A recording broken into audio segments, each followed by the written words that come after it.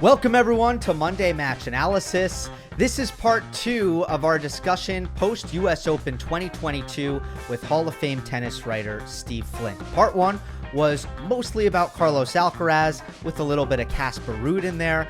This will be about the rest of the men's field. Rafael Nadal, Daniil Medvedev, Nick Kyrgios, and Frances Tiafoe, to name a few.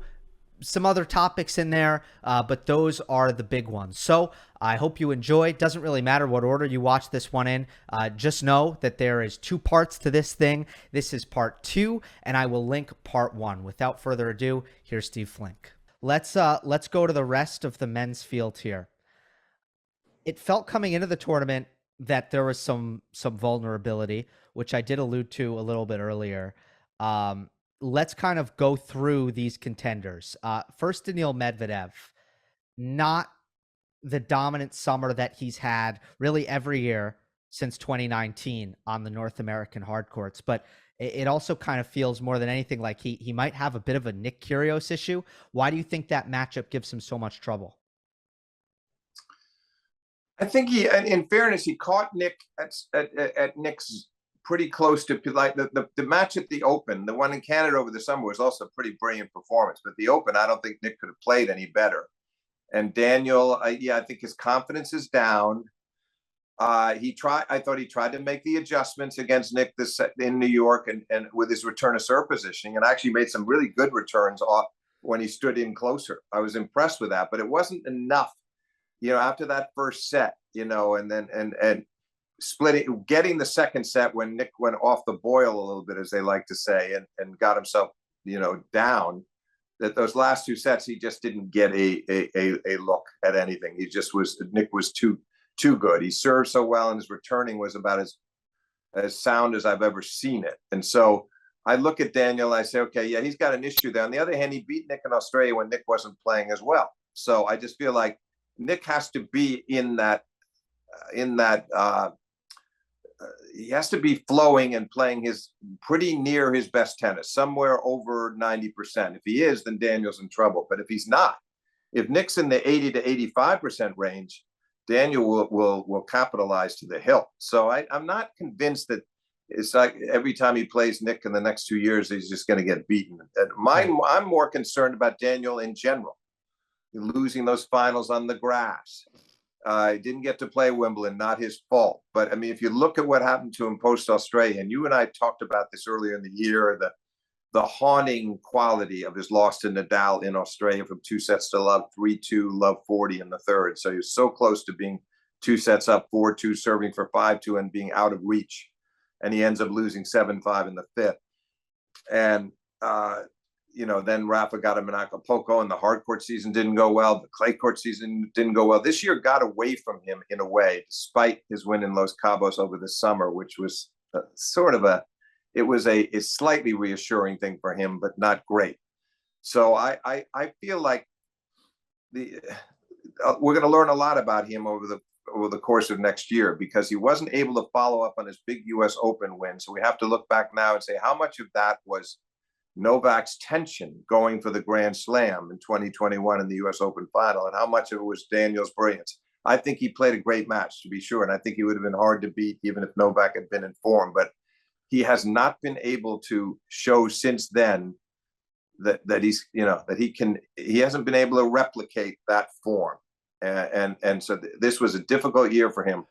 Next year, I think, becomes kind of crucial. And he needs to get in there again and win one of the majors somewhere. And I would think he's going to be he'll be dangerous again in Melbourne and in New York. But the question is, what happens with the others? It's not just Nick; it's other leading players. Tsitsipas beat him in Cincinnati. He's vulnerable against a lot of different players right now. And yet, at his best, when you feel like he's in the right frame of mind and things are rolling off him and the serve is clicking, and the returns are coming back inches from the baseline down the middle, that he can be an awfully difficult guy to beat as well. But I just think that the confidence kind of evaporated over the course of 2022. It seemed that way. If I were interviewing him, I'd love to ask him if the hernia has had lingering effects, if that surgery has affected particularly his serve. because to me, he's not the same server that he was last year and early in this season. And the other thing about Medvedev to keep in mind, I think, is I don't know how much he's going to be someone who evolves in terms of how he plays and what he's able to do. He's already 26, I believe. He'll be 27 next year. I don't think there's that much improvement in the cards. It's about maximizing what he does and just finding the level that we've seen him play at his best and trying to maintain that. And that will be good enough for him to contend for major titles. It will, but yeah, I tend to see him. I see him pretty much the way you do. I think he can be a little robotic in the way he plays, and I also worry about the forehand, which is a little bit of a funky stroke. The backswing. There are times when I feel like his timing is perfect on given days, and the forehand can be terrific. Then there are other days where I feel like he can make a lot of errors off that side, and the best players can get to that side on him. I love his backhand. I think it's very, very sound, consistent, reliable stroke, and with the first serve is great. The second serve is good enough, but the forehand worries me, and then the temperament worries me because I've seen him at times look very mentally tough, as if he could handle anything or anyone. But too often I feel like there's a fragility to him. So you're right, and at that stage, his age is very likely to be any really important technical developments in his game. He just has to take advantage, exploit what he has. Yeah, and it's the technique, Steve, which is also why I say that, because you could say, well, didn't Nadal and Djokovic improve this and that? But you look at Medvedev, let's say as a volleyer, and if someone were to ask me, hey, do you think Medvedev's going to be a good volleyer? You look at that technique, and to me, the answer, no, it's just never going to be his thing. He's never going to be a good volleyer because he's so far away from having volley technique that is going to enable him to do that. Whereas if you look at Djokovic, who's improved his volleys, there was always a base there to work with. So that I think is the difference. I think Djokovic anticipates much better up at the net too, which serves him well. Daniel, the technique isn't good enough, and I don't know how well he reads things up there. And yeah, he's limited. I've seen sometimes he'll make these little side spin backhand volleys that can be dazzling, but he cannot do any of it on a consistent basis. I don't think his forehand volley is that good. And yeah, it's one of the reasons why he's more hesitant. He's a bit hesitant to come in. I mean, Tsitsipas is a much better volleyer than he is, as an example. Yeah. Daniel, so he really has to do it. It has to happen for him it's really about the serve and the artillery from the baseline. And I just feel like, at his very, very best, when things are flowing, yes, he's right in there contending for majors, but there are going to be guys that can pick him off. And we saw it this year, and I suspect we're going to see it again next year. So Medvedev, wrapping up our discussion there on the defending champion from 2021, going back to 2019, it was Nadal making his return to New York. The and then also after the match in the press conference, he alluded to some distractions, to not feeling right mentally, wanting to go home and quote, fix things. He's going to keep whatever he's alluding to, he's going to keep that private. But did you feel like physically and mentally Nadal just wasn't in a state to really contend for the US Open title? Sure seemed that way. I mean, I dropped the opening set in his first round match. He was down 6-2, 4-2 against Fognini and got a lot of help from Fognini after that, and was pleased to come out of that crisis. And then Gasquet, we can't even evaluate it because he just 18-0. He could beat the guy blindfolded. So finally he plays Tiafoe, and that was revealing because I didn't think he played terrible, but I thought that Francis was able to sort of have the upper hand through most of that match, and Tiafoe didn't give much away. He served really well, and Rafa, I think of the how few times there were in the match where you saw him step around hitting that inside out forehand, and we just did not see the best Nadal. And there's no way of knowing how much of this was the lingering abdominal problem. I don't really know for sure, but it was, in retrospect, I guess it was never in the cards for him. I thought it could be. I thought maybe he'd play his way into form and by the fourth round, but we could see early on, you could see from the beginning of the Tiafoe match that this was not really the essential Nadal, and he was up against a top of the line Tiafoe, and the combination was certainly destructive to him. So yeah, I think everything caught up to him. He somehow won the Australian Open this year, very much against the odds after missing most of the second half of last year. Makes the spectacular comeback against Medvedev. Also won a 5-setter there against Shapovalov. Then he won Roland Garros despite having injections every single day.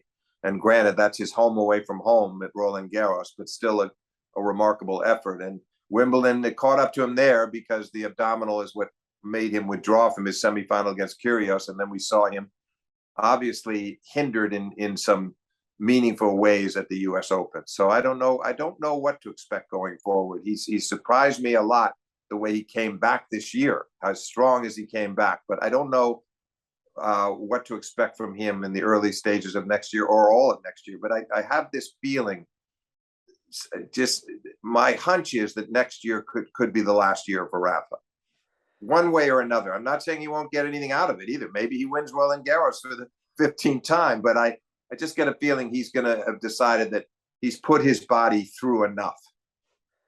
Yeah, it's got to get smoother at a certain point for him physically, because this, as great as this year was in terms of the highs, and he's said this many times, he continues to say this, it was a tough year as well. Very, very, very tough. And he'll weigh all that. And I think as much as he wants to be sure to stay ahead in this historical race for supremacy at the Grand Slam events, he stands only one ahead of Novak right now, that he also does not want to destroy his body for life either. He's not going to be so obsessed that he'll play on to the point where he would do lasting damage to his body. He does not want that. Yeah. Started this portion of the interview talking Medvedev, Nadal, and just the vulnerability at the top of the men's game. We went into the U.S. Open with kind of a feeling that there's no real shoe-in there in terms of your traditional top contenders. And then you throw in Djokovic. I don't know that there's much to discuss there, but obviously him being absent is a huge factor as well, due to the vaccination restrictions. But let's go to some shock results and just try to explain them as best we can quickly. And they are particularly inexplicable. Galan over Tsitsipas in round one. He got out to a 6-love, 5-love lead and ultimately won in 4. Absolutely startling. Apparently upset about his court assignment. He would have preferred to play on Ash. He had memories in the past of losing on that court. Doesn't add up to me because he's a professional and he's up against a qualifier, and it's just I like a lot of others. We were all watching Serena at that time, so I only caught the 4 sets. So by then he was into it. He'd won the 3rd set and was competing, but to go out and lose the first 2 sets in the U.S. Open, love and won, and as you say, the first 11 games, it does not. It tells you that something was terribly wrong in his going out onto the court for that match in his mind.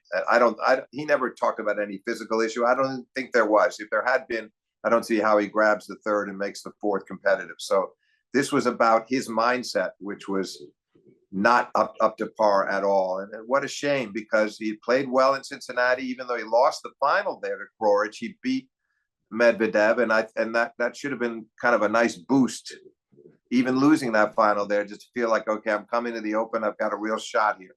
I lost to Alcaraz last year, but I can do really well in this tournament. And I love playing in New York. We didn't see that. And very strange performance and I hope it does not. I hope that doesn't have kind of there isn't a certain permanent, that doesn't have a sort of a carryover effect, where he's sort of down on himself over the fall and gets off to a bad start next year. I hope he can pick himself up quickly now and have some good results between now and the end of the year, so he can just forget about what happened in New York, because it was beneath him, to tell you the truth. It shouldn't have happened. Yeah, Serena was playing Danka Kovinic at the time in her first round. Because of my role with U.S. Open Radio, I did get out there to Armstrong after at the end of the second. So I also saw the better portion of it. Didn't see the very beginning of the match, but all I have to add, I agree with you. It signals that something was very very off mentally, and there were medical timeouts for the elbow, getting the elbow massaged, but you would think he is, past that particular issue, having had surgery in the off season and making the final the week before, and nothing really coming up for a very long time. Well, it's a shame, though. It's a shame because he's an electrifying player to watch when he's on. He's got the beautiful one-handed backhand.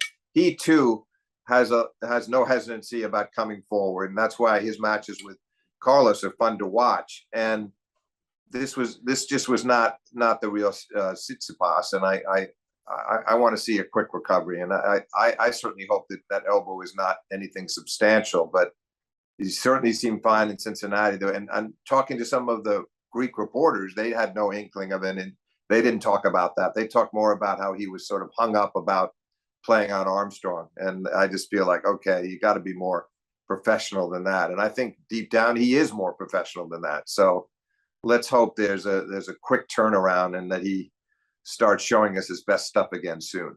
Yeah, that's a good nugget. I wasn't aware that there was some resentment there. It's interesting. Khachanov over Kyrgios, I think you have to lump in there. It wasn't the shock, because we know that Khachanov is the consummate top 30 player that he is, but I think there's still some element of surprise there after Kyrgios defeated Medvedev. So what did you make of that result? I have to say, Gill, I watched a lot of it. I was really impressed with Khachanov because he just was bearing down hard. He served consistently well the whole match. He got on top. He won the first set. Nick was always battling from behind to win the second and fourth. And then after Nick had played a really good tiebreaker in the fourth to take it into the fifth, Khachanov breaks right off the bat and then managed to protect that break the rest of the way. I thought it was one of the best matches I've ever seen him play. Nick quite at the level that he's been at, starting with the grass court season right up until this point of the U.S. Open? Maybe not quite as good, and maybe it's an understandable letdown after such a big win over Medvedev, but I didn't think he played badly by any means. By any means. I really give full marks to Khachanov for the way that he competed that night, because Nick's performance would have been good enough to beat Khachanov on, I would say, 8 nights out of 10, but this was one of those 2 nights where it wasn't going to happen, and that was really I was very surprised by that. Going in, I didn't give him much of a chance, but I just thought he was. Tsitsipas likes to use the phrase present. He was present for that whole match. There was no wavering, there were no lapses. He played well the entire match, and Nick was a little bit more in and out, but it was not one of those nights where he just went out there and threw in the towel, or where he just played abysmally. Nick was just a little beneath his best, and in the end was just beaten by a better player that night. That's how I saw it. Yeah, amazing. Me as well, because besides the calf issue that came up in the first set, it looked like a Nick Kyrgios that physically and mentally was ready to compete and win that match. And yeah, Khachanov just really caught fire there. There's no doubt about it. Served great as well. I had Taylor Fritz making a deep run. This is the last bit of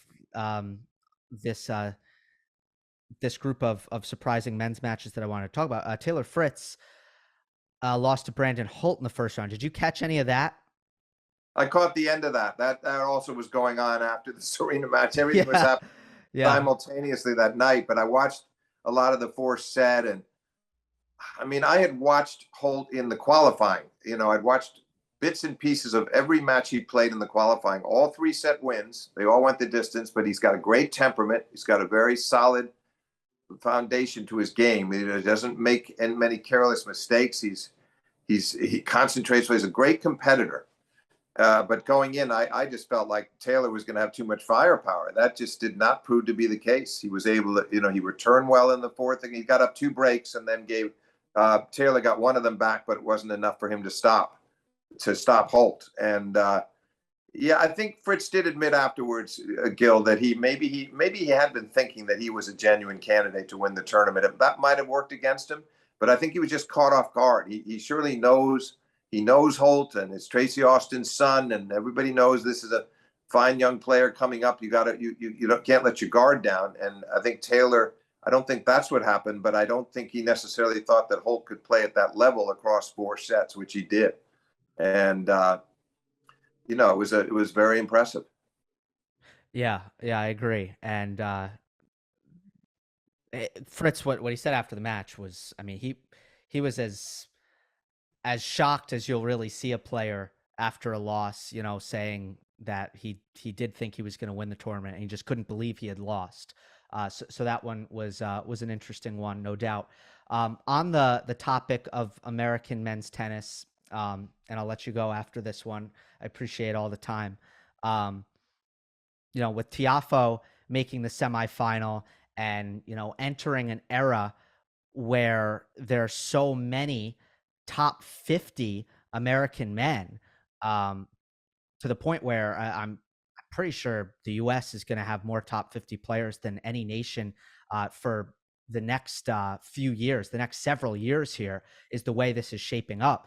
How do you see Tiafoe's foray or next step, how good he can be? And if you think that there is, because the concern there, or not the concern, but the question is, who is going to separate themselves in this group as the players who are kind of carrying the torch in terms of getting big results at big tournaments? And I'm wondering how you see that landscape right now. Oh boy, Gil, it's an unfair question because it's so hard to answer. No, it's actually a very good question, but I honestly don't think I don't at this point see any of them separating themselves. Fritz has obviously proven himself to be the best of the Americans, despite what happened in New York. And we saw at Wimbledon, he was so close to being in the semifinals. And I just like the aggression in his game and great competitor. Then Francis showed us some stuff here that we had some of the best tennis of his career. Question is, can he do it? I see Taylor stringing more good tournaments together than Francis, probably. But maybe Francis has a new kind of outlook on life after what he did in New York to get to the semis and be within 1 set of the final. So I think that he may start pushing Taylor a lot, and maybe they both can start making a move toward the top 10 in the world. Then the question becomes what happens with Brooksby, what happens with Korda. But I think these two are going to lead the way, and I think that Francis will close the gap in the rankings between himself and Fritz considerably in the months ahead. And where it goes from there, I have no idea. Yeah, the question, I guess, becomes with Tiafoe, is this going to breed a consistent performer? Right. Because we don't know that, but I'm hoping that's what he's going to demand of himself now, and that he's going to feel like I can't waste this. I can't waste what I did at the U.S. Open, and I've got to turn it into something more substantial and sort of build himself toward the Australian. But in the meantime, be putting in really good results all through the autumn, so that he can push his ranking up and get a good seeding in Melbourne. And I think Francis may look at himself a little differently now after what happened in New York. I think he may have even surprised himself to a degree.